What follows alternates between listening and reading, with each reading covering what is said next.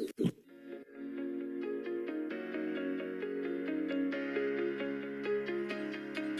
Forus, we believe that the CADE Project will support our members in over 124 countries in increasing their engagement in digital governance.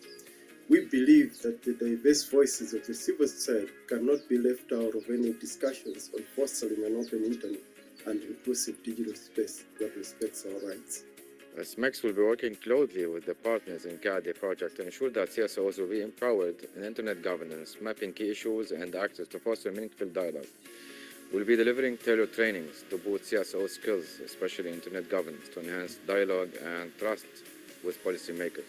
As a member of the consortium, Sarvodaya Fusion believes that CADE Project will empower and enhance knowledge among civil society organizations in internet governance, as well as strengthening and capacity creating civil society organizations will ensure human-centric participatory approach in IG processes in our region.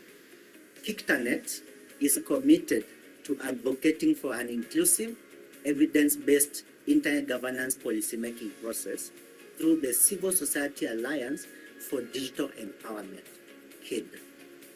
CADE has fostered partnerships with like-minded entities to strengthen its impact on internet governance, digital empowerment, and policy advocacy. At CICTANET, we are proud to be part of the CADE project. Good morning, everyone, and welcome to our discussion on enhancing civil society organizations' participation in global digital policy processes. The colleagues you saw on the screen are some of the partners involved in a new project co-funded by the European Union, European Commission. So this is for context, the context of the discussion that we are having today. My name is Stephanie Psaila. I'm from DiploFoundation, the lead, the coordinator of the project, together with 8 other organizations, which I will talk about a little bit later during the session. But allow me to introduce the panelists for this session. We have Professor Jovan Kurbalija, the Executive Director of DiploFoundation. We have Ms. Radka Sibille, the Digital Affairs at the EU Delegation to the UN in Geneva. We have Monsieur Olivier Allais, Program Coordinator at the ITU, Karolina Iwańska, Digital Civic Space Advisor at ECNL, and we have Abed Kataya. He's a digital expert at Social Media Exchange, or SMEX, as it is more widely known. And in this new project, as you can imagine, it's the work we are doing is to bring civil society organizations, especially from the global south, closer to digital policy processes with a bit of a focus on standard setting processes, and therefore the work of ITU, ICANN, IETF, and other processes more widely involved in digital policy, IGF, etc. It's a 4-year project which started earlier this year, but we've just officially launched it an hour ago in the room across. So this is a deeper dive into the issues that we will be dealing with. And specifically, it's the challenges that civil society organizations are dealing with, are facing in their participation in these processes, what the issues are, and how do we get closer to resolving them. So that is, in a nutshell, the context of this session. And I'll move immediately. I will ask Karolina immediately to share the organization, so her organization's ECNL's experience. So from that experience, what are the pain points in the participation of civil society organizations? What are the issues that civil society organizations are facing? So where do we stand right? Thank you very much, Stephanie. I hope you can hear me. My name is Karolina Iwańska. I work at the European Center for Not-for-Profit Law, which is a civil society organization based in The Hague in the Netherlands, but working globally, focusing on protecting and promoting civil society and civic freedoms. It's the final day of WSIS, and those of you who, like me, have been here since Monday, have heard multiple times and multiple sessions how the voice of civil society is crucial for strengthening global, regional, and national internet governance processes. And in particular, many sessions throughout this week address the need for civil society input and expertise in the standardization process. However, in practice, there are several barriers to impactful long-term and structural engagement of civil society. And so we have identified three primary issues as part of our work. So first, civil society has limited opportunities for impactful contribution to discussions and processes. And this is due to several factors. For example, there is still a rather narrow understanding of civil society in many processes, and especially in standards bodies, that is often limited to consumer groups or trade unions and excludes human rights groups or representatives of people also with lived experience of exclusion, for instance. The opportunities for engagement vary from organization to organizations. There are some organizations that have a more developed approach or have been multi-stakeholder from the outset. Others are at rather beginning phases of embedding structurally civil society engagement within how the organization functions. And also in terms of the link between human rights and standard setting, there are discrepancies across bodies relating to the extent to which they already embed human rights considerations into various processes. The second issue that we identified is that there is also a significant gap in terms of time and resources for civil society to participate, as well as awareness of how various fora actually function and what are the opportunities to engage with them in an impactful way. There are high entry thresholds for many civil society organizations to join these processes, particularly for the technical standard setting processes because of the gap in technical knowledge, the complexity of the issues, and the lack of inclusive procedures for participants with diverse types of expertise, not only technical expertise. And to some extent, there is also a lack of conviction, I think, that civil society input matters in those processes and to what extent it can be effectively taken on board. And finally, many processes are also very lengthy, so that requires constant resourcing and funding of civil society, which is also a big issue. And last but not least, the third issue I wanted to highlight is that even when there is participation, it is often heavily skewed towards organizations from the global north, as opposed to organizations representing global majority countries. And even for IGF, which is very open to civil society participation compared to other internet governance processes, 39% of all civil society organizations come from just 6 countries, only 2 of which, Brazil and India, represent the global majority. And there is also a vast dominance of organizations, especially from the United States. So the lack of diversity in global majority voices is even more an issue in fora that are not as inclusive as IGF.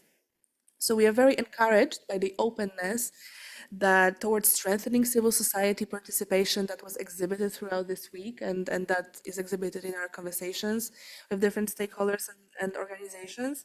And we look forward to further discussions about how to achieve that meaningfully in practice. Thank you. Thank you so much, Karolina, for outlining basically what the main challenges that civil society organizations face so far. Some of the issues you mentioned are somehow linked to an issue of inclusivity. And here is where I turn to Jovan. Jovan, inclusivity is often used and reused, etc. But do we need more clarity on what it means? And how does it perhaps link to what we aim, what our work is over the next few years? Thank you, Steph. Thank you for joining us today. And you mentioned 2 keywords, and I will add a few more. You mentioned inclusivity and you mentioned clarity. This is a very important to have clear understanding what it is. And I'll mention 2 more words that probably will end up with 10 words after this intervention. One is possibility and reality. You have many spaces, including in particular IGF, but other spaces which are open. You can join, you can have your say, but possibility is not turned into reality, or it is monopolized. And I think, and I will pose this notion, that fake inclusivity is worse than no inclusivity. And I'm speaking about it on very informed way. We did analysis of all transcripts of IGF since the first IGF in Athens. And you can have, even in civil society, including myself, mea culpa, usual suspects speaking at many sessions, repeating things, mainly from the global north, mainly from the few organizations. Therefore, possibility to participate in IGF is not turned into reality for many actors. And we have to, and I, again, like with any things in society, fake inclusivity is worse than no inclusivity, because no inclusivity brings clarity. People tell you cannot join this meeting and stay away. Then you fight, you try to join. But having a possibility without reality is very, very tricky. And this inspired this project to have the genuine capacity building for genuine inclusivity. And hopefully when we do AI analysis of IGF in 5 years' time, that we have more people from local communities, more people representing voices from the global south. I made already in Japan, I refused to participate in any session because I was all over the transcripts during the previous IGF. I said, let me walk the talk. And you won't see me at the IGFs and any meetings, WSIS forums anymore, speaking except when Stephanie forces me to come and to join the session with pleasure. Now, what does it mean practically? We have to deconstruct big narratives. Language is very often fluffy, it's inflated, and people are seeing discrepancy between language and reality. What does it mean in practice? Sometimes it's a trivial issue that we help people that they are not afraid of the physical spaces where they meet. Second, we connect what are their concerns to the discussions. You go to the WSIS forum, to IGF, to any big meeting, and you're lost after. When I go to IGF, I try to follow the first morning, and already during the lunchtime, I'm next to the bar, and I'm giving up on any. This is the reason why we started the IGF reporting, because I wanted to know what's going on after the meeting, you know, and that's it. But let's say small organizations, they need to be triggered. Say, by the way, there is a session 8, which is discussing things of relevance for you. And you have always focused understanding what's going on and the broader view, what are general trends. Therefore, this is like a camera. Zoom in, zoom out. Zoom in on your particular concern, but understanding what's going on in the broader context. And this is another spirit of this project. Therefore, yes, it's substantive inclusivity beyond just being another notion mentioned in the context of multi-stakeholder participation, inclusivity which requires also building our capacity of civil society or non-governmental actors, that we understand governments, and then we don't go into binary views of us and them, us being right and them being wrong. Maybe they're wrong, I'm speaking generally. Maybe governments are wrong on some issues, but we should not forget that many governments have to take care of the quite a complex issue of running society, delivering education, health, food, and other issues. It's a general statement, but we should also step in their shoes and see how we can become, and with that I will close, how we can become constructive contrarians. Civil society has to be contrarian. It has to bring different perspective, but it will make a more impact for general cause, for everybody involved in the process, if it is constructive, not by self-censorship, but by trying to understand how issues can be moved forward with international organizations, with tech companies, with governments. I see a great hope for me personally is in civil society impact on artificial intelligence, because we have to protect local knowledge and to contribute local knowledge to the global bottom-up AI. Here, civil society can play a vital role. in standardization, raising awareness, bringing voices from local communities. This is for me personally, although I'm not running the project, Stephanie is in charge, but I will lobby her to have more say of the local communities in the looming artificial intelligence discussions. Thank you very much, Jovan. And we will, in a few minutes, we will go to the local context, I'll open a bit of a bracket to say that two important points that you mentioned are that the doors are open and the possibility to participate is there. So what we are doing right now at the start of our journey is to make sure that we identify really what the issues are. We are reaching out to civil society organizations on a regional level and on a local level, as my colleagues here will explain. But it's not that just civil society organizations that we are engaging with, it's also the processes, it's also the international organizations themselves that we are already working with. And this leads me to invite Olivier from the ITU to ask him about the ITU's experience in engaging with civil society, and especially what has worked so far and what hasn't worked so far. Okay. Hello everyone. Thanks a lot for the questions. And yeah, I can start a bit to tell you about ITU. ITU is a United Nations Special Agency for ICT, and we also include the development of global technical standards. Why standards are important? Because they help technology to work together. They help also interoperability, that allow systems to work together. They also facilitate access to market, and they also play a role in human rights. This point is quite important. So the standard can play a role on privacy, on freedom of expression, on access to information, on data protection, and non-discrimination. And that's why standardization is a core function of ITU, is gaining increased attention from the human rights community. Before saying what is working and what is not working, I could start also to talk about why civil society activity participation is something important for us. Because it is bringing a new expertise, a new vision to ITU in the development of standards. Inside the ITU, we are mainly technicians, engineers, and there is not enough soft science. We don't have enough knowledge about social science, about human rights. We don't have the experience from the field that the CSOs have. And so we need to have also this feedback. Something that we have been saying a lot during this WSIS, we need a multi-stakeholder approach. What does that mean in the case of ITU? It's to bridge the standardization gap.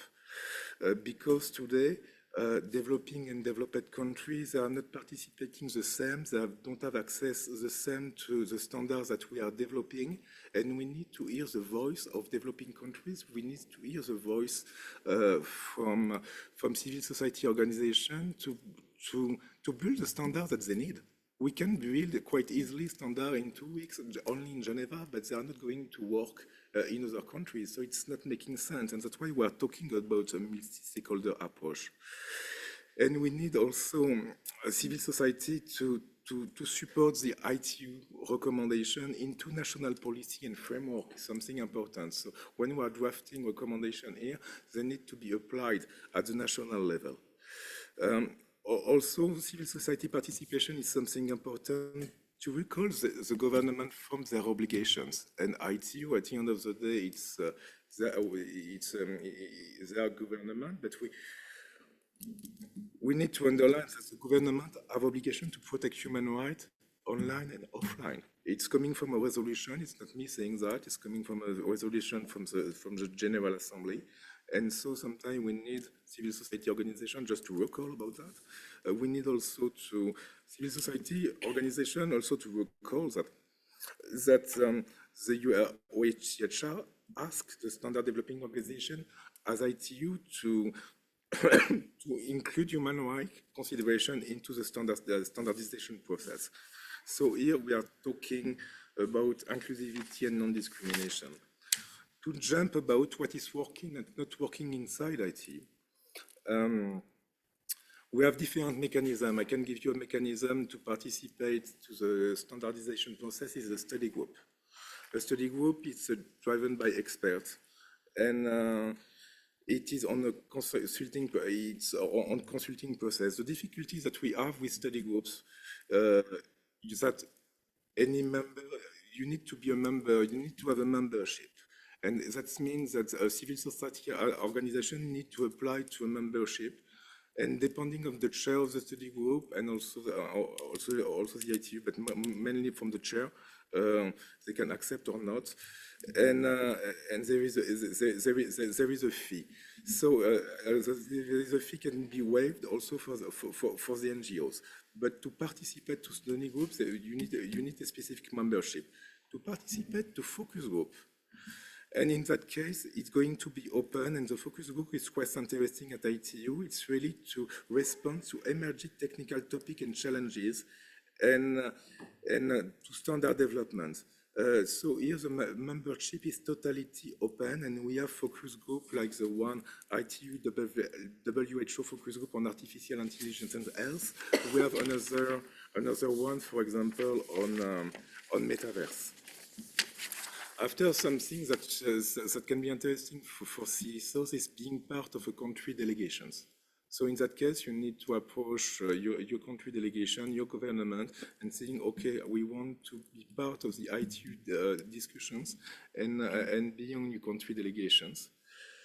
After the last points, to participate, you can, of course, we have webcasts, we have remote participations. So it's also something important just to underline for civil society organizations that are quite away from Geneva, and most of them are, of course, away from Geneva. What has worked and what is working and not working? Focus groups are working quite well because they are open. Study group, we have to admit that there is a room for improvement to be more inclusive with civil society organizations. And the special case of being part of a country delegation, here it's driven by the member states. So we are not managing at all this part, and civil society organization can talk directly to the delegations. So it's, at the end of the day, we are, of course, encouraging the participation from different stakeholders. Right now, I'm working on building a partnership with OHCHR. It's quite important for us because we don't have enough expertise on human rights. And we are in the focus group. We are open to all parties, so it can be an interesting entry for the civil society organizations. Thank you, Olivier. I'm happy to hear ITU acknowledging the issues, obviously, for CSO participation. It ties in with what Karolina was saying in the beginning. So there is obviously an issue to be addressed. It is always good to hear that CSOs are a valuable stakeholder for the ITU, and I'm sure for other organizations. So that part is definitely something we agree on. Obviously, issues of participation, so the accessibility part is not just it, right? As Jovan mentioned, it's the inclusivity is broader than that, but it is definitely an issue that is, let's say, a pain point. It was, and it still is. So that's definitely an issue to be tackled.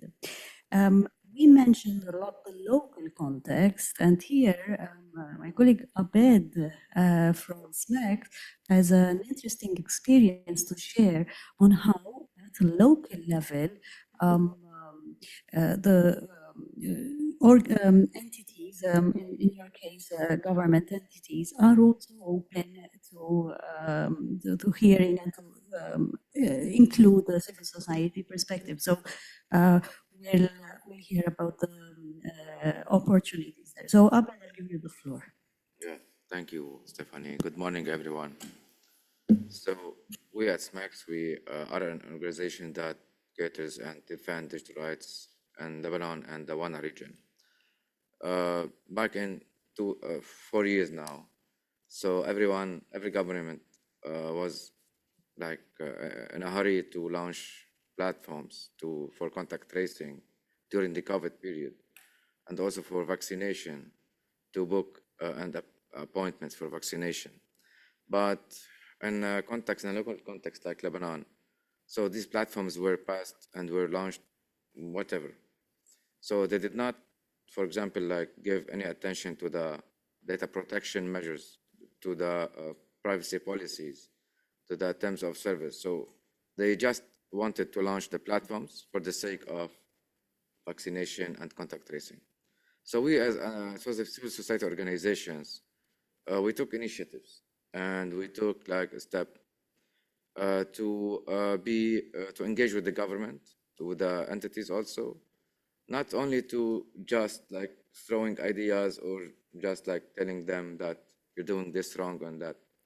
So what we did was actually, I can say that it was like a mix of both, confrontation and also collaboration with the government entities.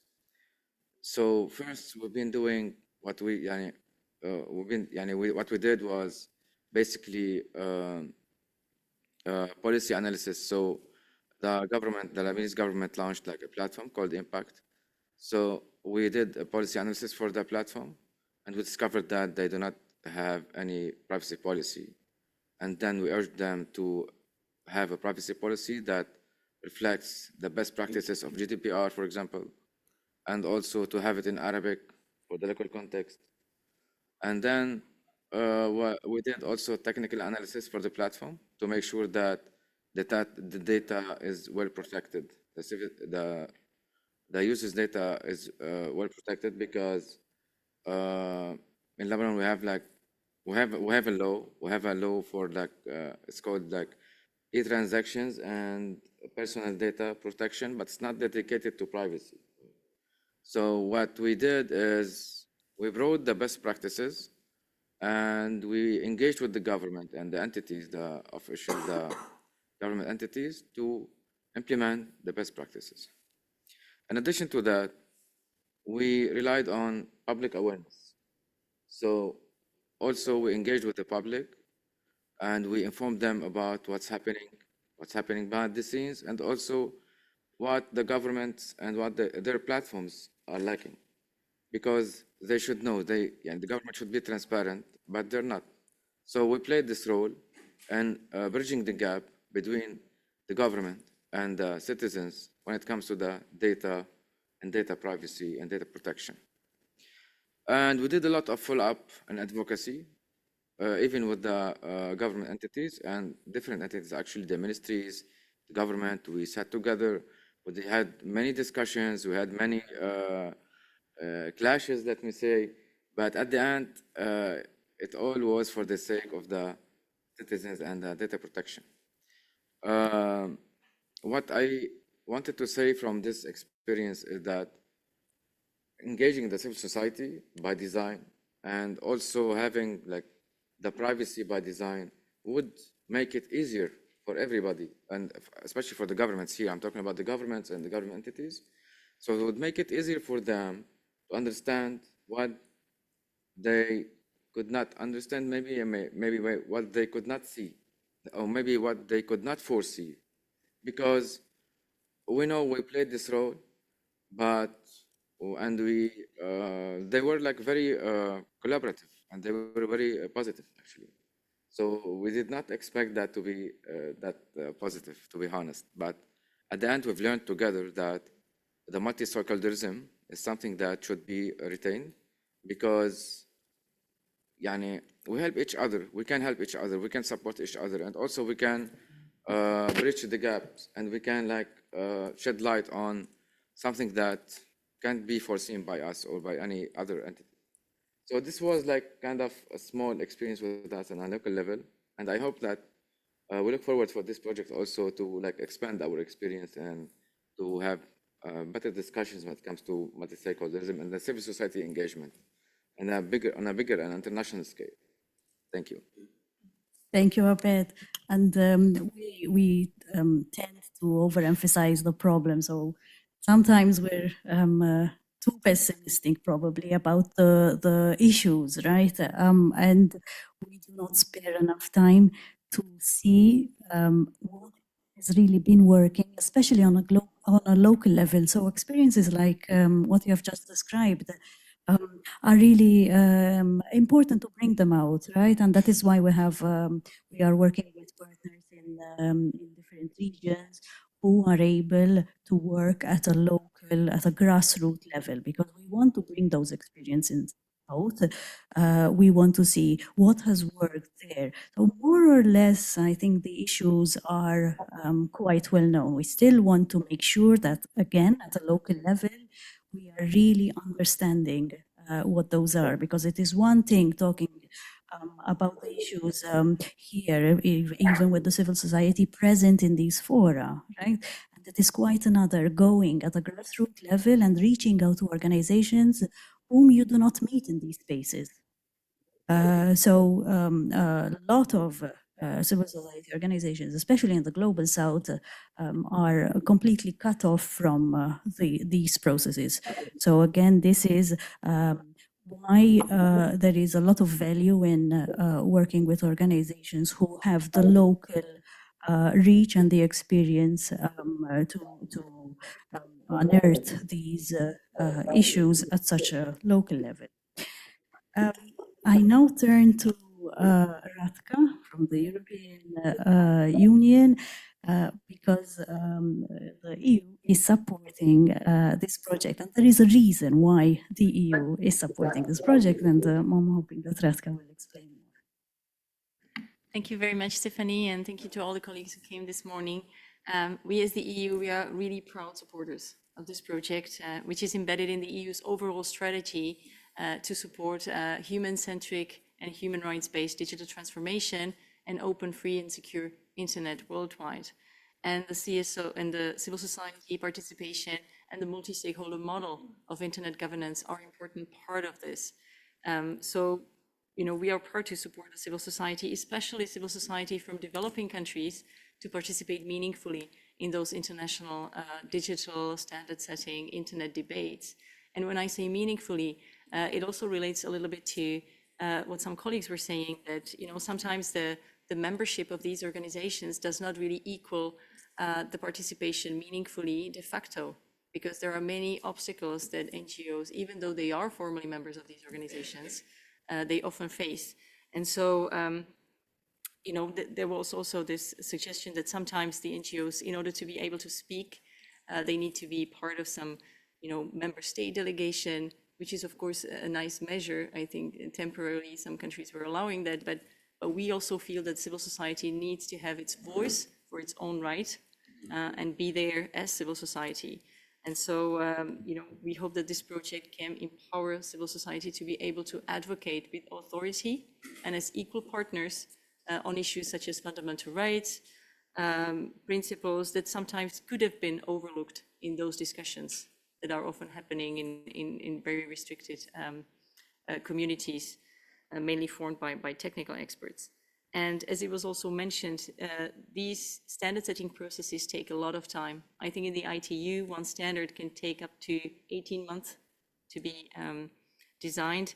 So, you know, we hope that this project can also help sustainably support civil society, because it's a 3-year-long project. So there will be a lot of time to sort of spread the capacity building, the understanding, the dialogue with civil society, so that they can come more often and be present. But I also would think that in parallel, what would need to be done is to also try to change a little bit the culture of these organizations themselves, so that they are more open and welcoming when the civil society comes and tries to speak to them, because some of these have been closed within the technical community for quite some time. And it's not very easy, I think, for the newcomers that, you know, that bring new ideas on the table to make themselves heard. So this is also something that we are trying as the EU and the EU member states to do, to try to speak with these international organizations on what could be done on the inside. And we are very happy, for instance, with the work that Olivier is doing with all the awareness raising within the study groups of ITU, and we hope that we can continue on this. Thank you very much. Thank you, Radka. And you quite nicely actually describe the aims of the project that you are doing, because there is obviously big alignment in that. So I won't repeat. I'll open the floor to questions. We have a few minutes. So I'd like to ask whether you have any comments, feedback, questions. Now is the time. We have two questions. I think the gentleman at the back had his hand up. Can you introduce yourself, please? Thank you. My name is Lars Lüneburger. I'm with GLOCO, the Global Community. I want to focus on two aspects of the financial barriers. First, I want to confirm Olivier's concern that the membership fees are a challenge, or can be a challenge for a civil society organization. We found out with one organization that it's just too much for us. The other point is that even if the standards are approved and published, the fees for getting them and reading them and discussing them openly is still pretty high, because you have to pay something like 130 to 100 or 200 Swiss francs to get access to an AI standard. So I would call for free access to core standards relevant for ICT, like what was started for the medical device standards during the COVID-19 pandemic, where open access was provided. There's an analogy, of course, in scientific publications, we all push for open access. It's probably not applicable for technical standards, but the core ones that are relevant and also to the civil society, they should be open, I would suggest. Thank you. Thank you very much for that. I don't know if you want to react to that. Yes, maybe no. We agree on the fee for the membership. Even if I guess there is specific fee for NGOs for developing countries. Concerning the fee for the standard is dependent of the organization. I guess ISO you need to pay a fee. ITU is free. Jovan, please. Thank you for this comment, and it's very practical, which I think our project should push for. Standards are public good, and they should be considered in that way. And the first step, common sense step, is to make it accessible and available to all concerned. Now, there are arguments that the organizations spend money, and there are justified arguments, but this is something which should be dealt with the major donors, that the payment is done like with open source articles on the producers. You pay if you want to have open source article, but I don't think that there should be any restriction when it comes to distribution. Therefore, thank you for that comment, and I think it's very valuable. And it's a very practical suggestion too. Karolina. If I may just very, very briefly comment and add another dimension, I think, for the financial barriers.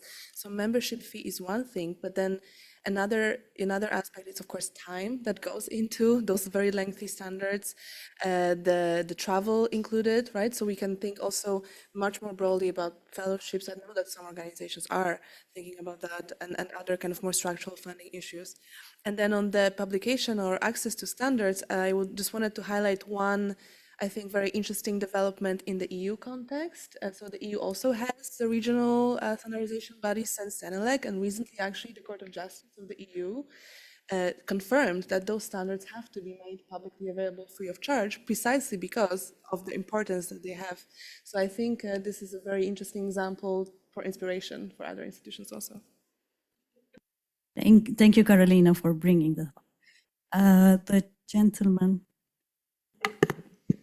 Thank you very much for offering a short remark. What I suggest... Can you just introduce yourself, please? Thank you. My name is Horst Kremers from Berlin, Germany. And during my so-called working lifetime, I also worked with UNICEF, children's rights affairs, then with German-Russian exchange service for promoting civil society in Russia, doing projects in Volgograd and everything, these kind of things. I want to make that short. Nevertheless, what I see is, and I would suggest that so many United Nations instruments, that is declarations, especially declarations and whatsoever, these programs, instruments of United Nations, most of them, at least since the last 10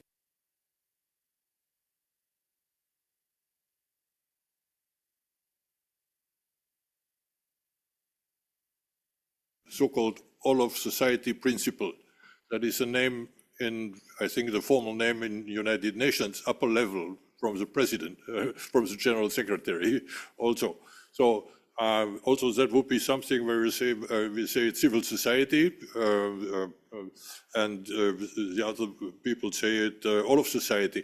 That may be a difference in semantics, but it may be also factual difference. So that should be made clear what you say, where there are other terms around. So please make sure if your idea is with the other terms. Then just to take from the United Nations, it was not mentioned here that there is that United Nations Human Rights Office of the High Commissioner that is in charge of kind of promoting all that what is called United Nations human rights scope. The human rights in digital information are a facet of that. Nevertheless, although this office has some stake in it, it was not mentioned at all. So I suggest that, or it needs to be in the project, that to talk to the upper level and also to the down level. So the screening, I say the screening of the United Nations instruments practice, where they say, I work with United Nations UNDRR, Stakeholder Engagement Mechanism on Disaster Risk Reduction. There is also that in all of society principle. In fact, what is done in certain national domains is not necessarily that is what is the intention of the wording. So that is kind of is the intention of the declaration.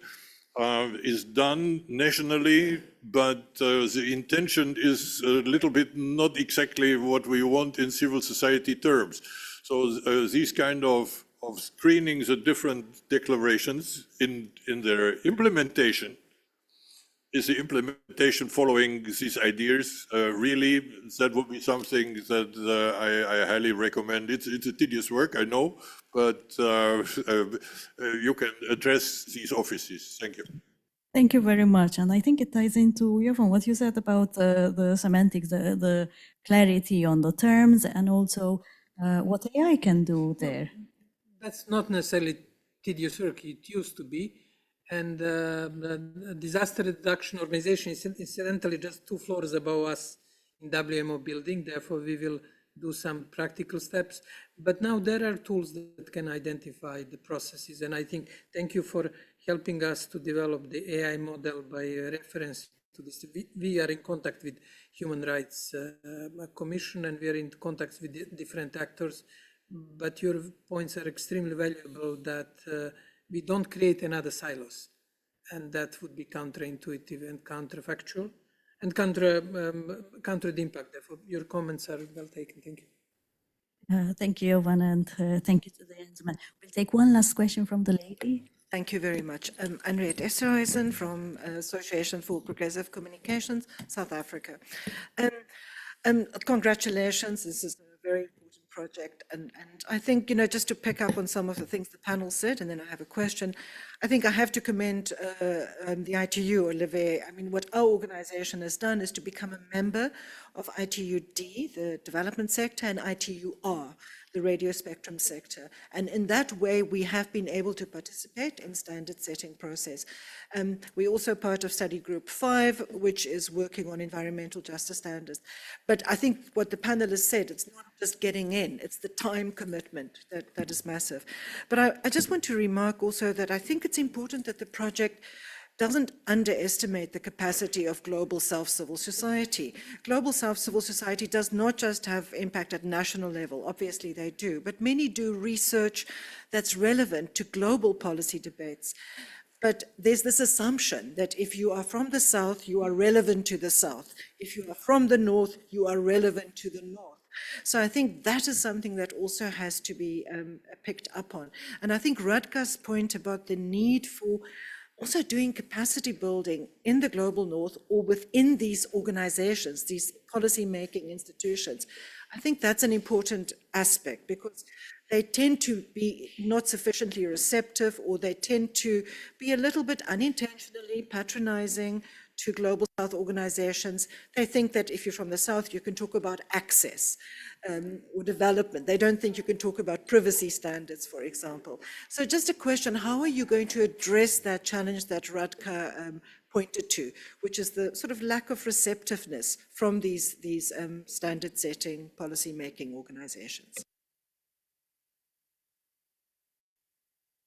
Radka, please. Thank you so much. And this is really an excellent point. So because many of these standard setting organizations, or especially the ITU, are members driven, so they hear a lot what the member states are saying, we tried within the European Union organize our EU member states in a way to try to push this issue about the need for more diversity and human rights from the member states' perspective. So at the last plenipotentiary conference, actually, the European Union and the presidency, the Czech Republic, made a joint statement which was signed by 54 countries, so well beyond the European Union and well beyond just the regular like-minded countries. So there were signatures also by countries from Africa, from Asia, Latin America, and the statement said that there needs to be a human rights-based approach to technical standard setting. And they are now trying to build on the membership of the signatories of this statement to try to move a step further with a view to the next standardization conference, which is in October. So you mentioned that your organization is part of the ITUR, ITUD, but I would also really encourage you to look into maybe ITUT, where all these standards are produced and where the more diversity is really needed. Because if you talk about— That's what costs money. We can get a fee waiver for ITUT and ITUR. Yeah. But there is also one thing, what the ITU has been telling us, that they sometimes waive the fees for NGOs, but then again there comes the point of the long-term investment that the NGOs need to make in a person trying to follow a process and staying in Geneva sometimes for 3 weeks of a debates that are sometimes very tedious. So yeah, we hope this project can make a difference, but we will also not waive our responsibility as members to try to do on our own level the pushing from the inside. Thank you. Thank you very, very much, Radka. I don't know whether there was another question from this side. Yes, very briefly, introduce yourself, please. Okay, my name is Nana Wachuko. I'm an advisory board member of the Digital Democracy Initiative. My question specifically goes to Professor Jovan. You had specified about how, or you had mentioned about seeing the regular faces, hearing the regular voices.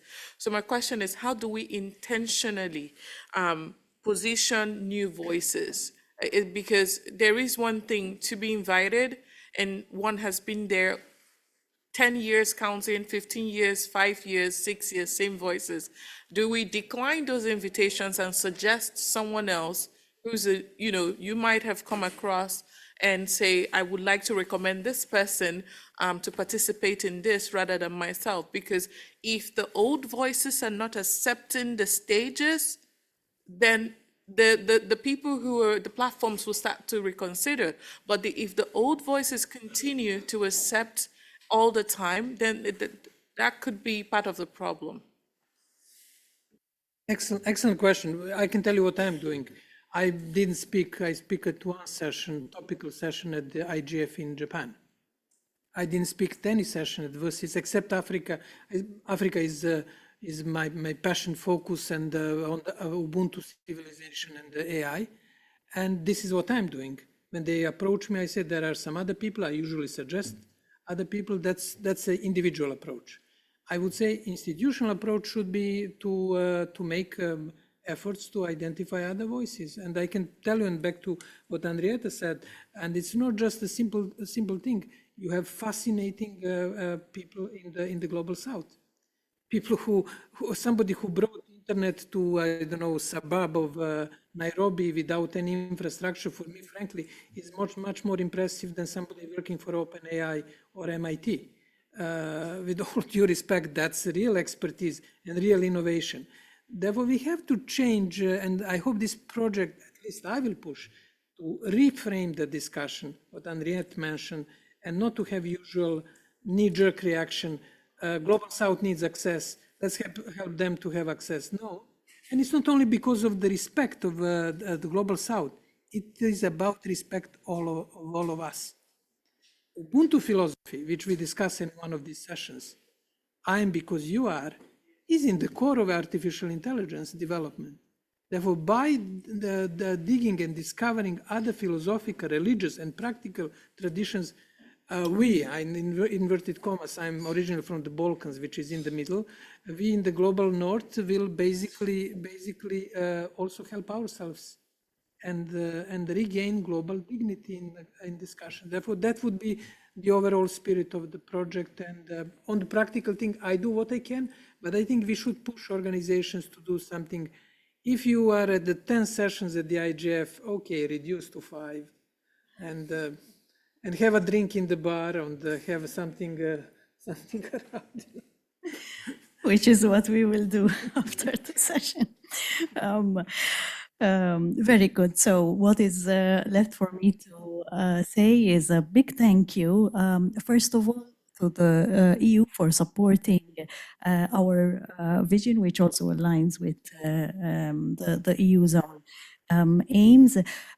To briefly mention the partners of this project. So it's Diplo, together with ECNL, Forus International, CPESA in Africa, Kiktanet also in Africa, Sarvodaya from Sri Lanka, Social Media Exchange, SMEX, the Pacific Islands chapter of the Internet Society, PICAISOC, and Charisma from Colombia.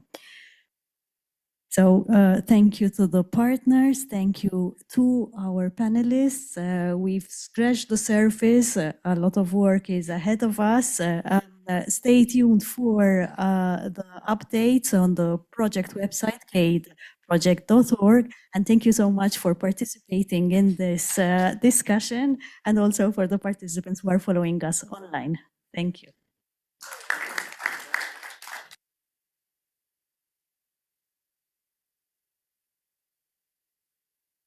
Recording stopped.